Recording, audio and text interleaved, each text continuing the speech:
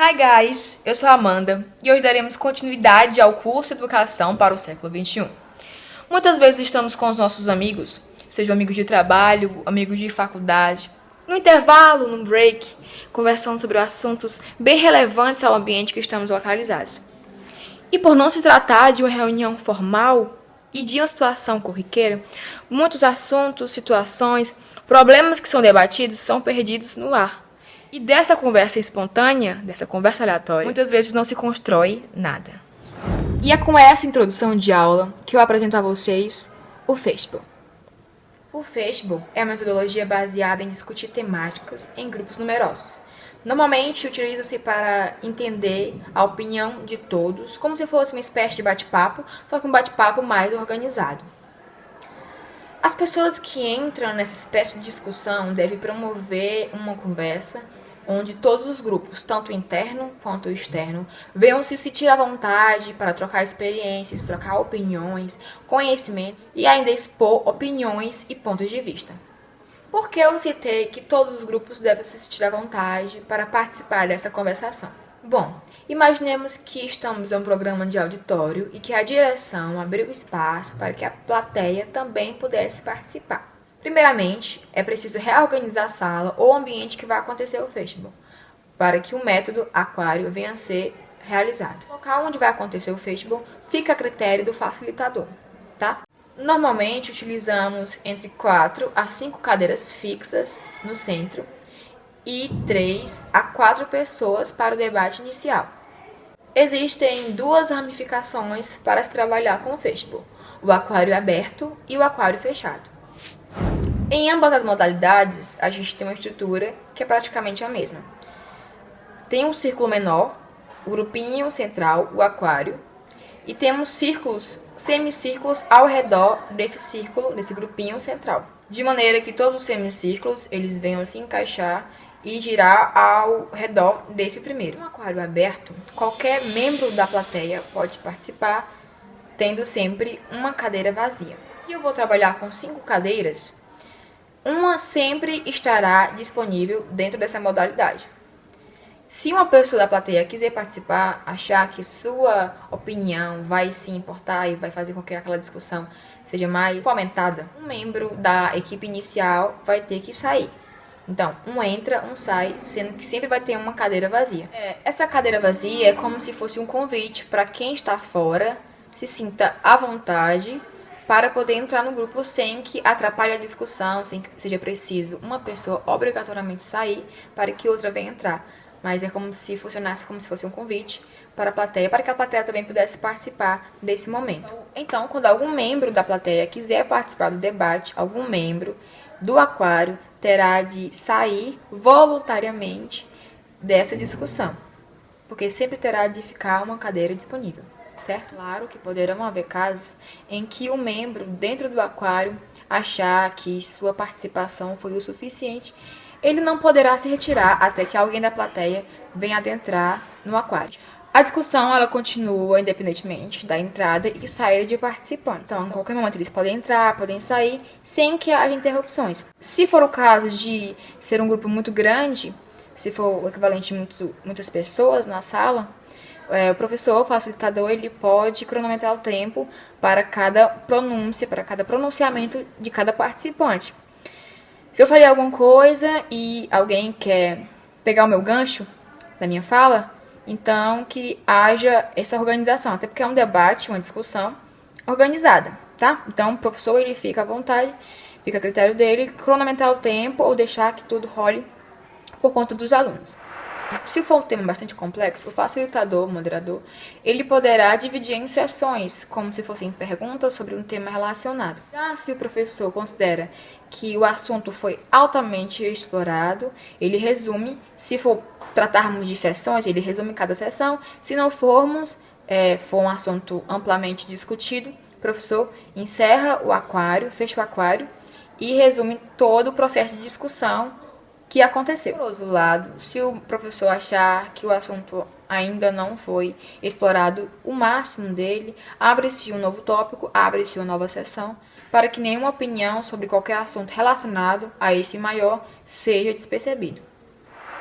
Uma variação desse aquário aberto é, em vez de termos 4 a 5 cadeiras centrais, é termos 2 cadeiras e um debate de dupla, né? E seria bem legal que o professor até dividisse a sala em 2 equipes para que haja tipo uma espécie de competição saudável, é claro, mas para discutir e realmente debater esse assunto. Como funcionaria essa variação? 2 pessoas centrais, como normalmente utiliza-se, né, um grupinho central, só que ao invés do grupo são 2 pessoas.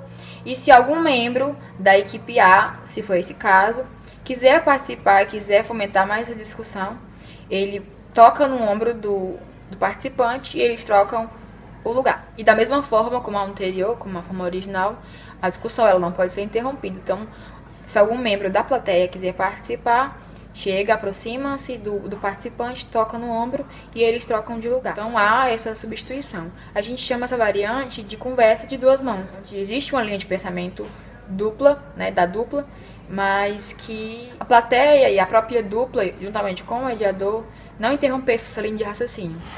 Um ponto a se falar que a gente lembra até um pouco do TBL, se a gente for dividir essa plateia em 2 equipes, que não é um caso, né?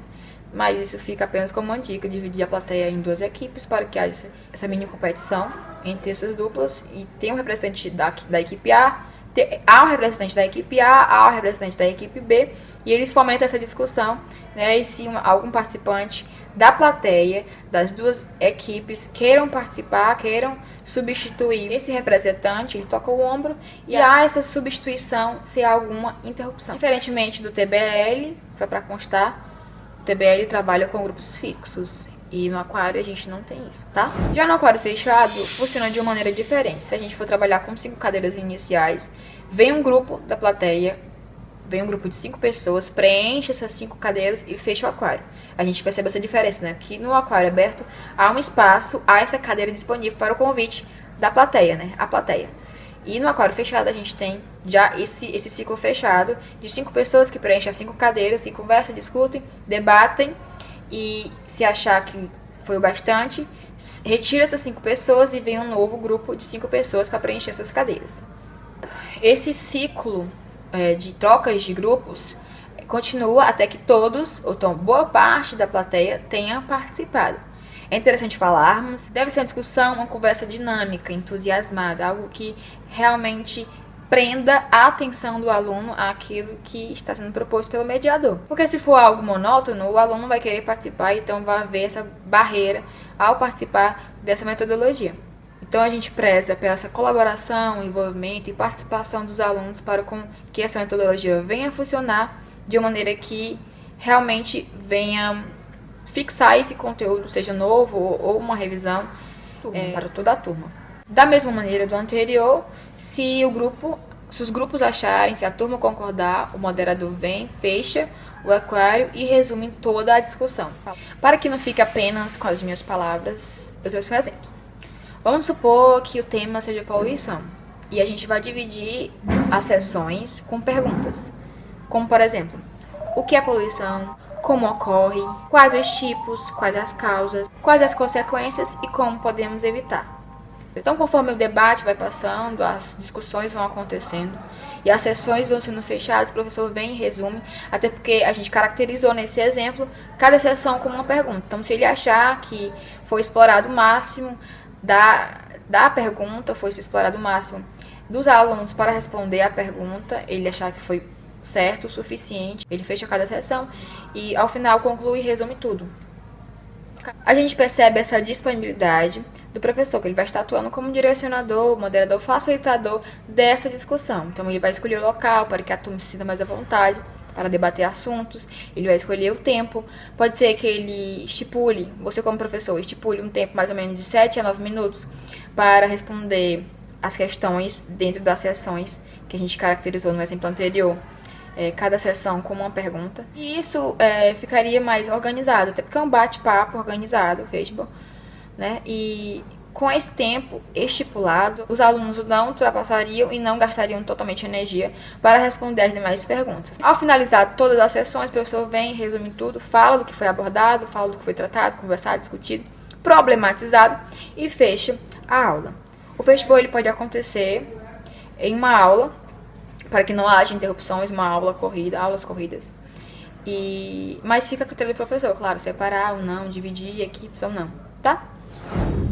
Para concluirmos, o festival, que significa aquário, traz um significado bem peculiar, porque assim como a gente conhece um aquário, a gente tem algumas características que se encaixam também nessa metodologia. O aquário é um lugar com água para manutenção, então tem a água, tem alimento e tem a vigilância para com alguns peixinhos. Se a gente for comparar com a metodologia, a gente tem quase que isso. O aquário é o próprio círculo. A água é como se fosse as seções, porque o significado original do aquário há essas trocas de água. Então é como se a água fosse as seções. Cada demanda de água, cada troca de água, a gente estaria debatendo, trocando experiências novas, assuntos novos, debates novos, conversas novas sobre o tópico ou a seção que foi estipulada. E o vigia, aquele que estaria alimentando e vigiando o aquário, seria o nosso professor mediador, que direciona, alimenta, fomenta e atribui vários significados para a vida dos alunos através desse método também. E o alimento, que é disposto para os peixinhos, é como se fosse as experiências que os alunos vão trocando uns com os outros, experiências, conhecimentos, e no final a gente sai com conhecimentos bem maiores do que a gente tinha antes de entrar e participar de um aquário. Então é algo que vai sendo construído. Assim como o peixinho é alimentado, os alunos também vão construindo e vão alimentando conhecimentos uns dos outros através de debates, conversas e experiências que vão sendo trocadas através desse método.